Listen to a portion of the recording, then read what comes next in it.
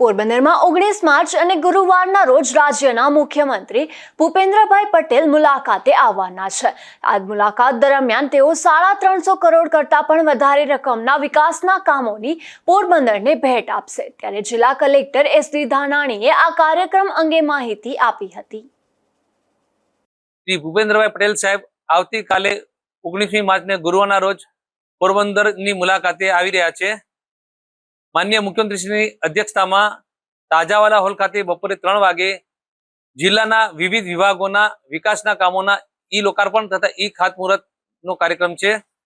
आ कार्यक्रम दरमियान कुल 29 कामों लोकार्पण के जेनी किंमत थाय छे 93.11 करोड़ और खातमुहूर्तना 16 कामों जेनी रकम थाय छे 263.71 करोड़।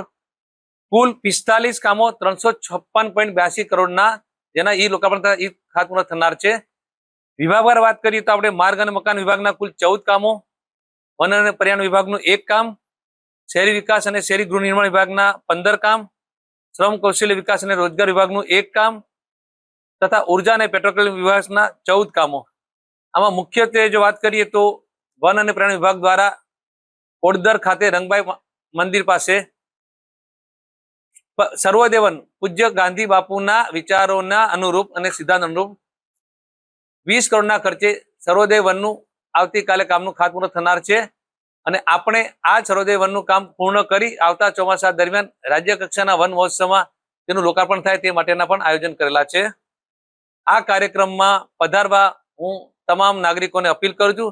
साथे साथे मीडियाना तमाम पत्रकार मित्रों ने इलेक्ट्रिक मीडिया मित्रों ने विनंती करूं छुं कि आप पण आ कार्यक्रम में पधारो और अमारा आ कार्यक्रम ने आपना द्वारा प्रचार प्रसार मळे।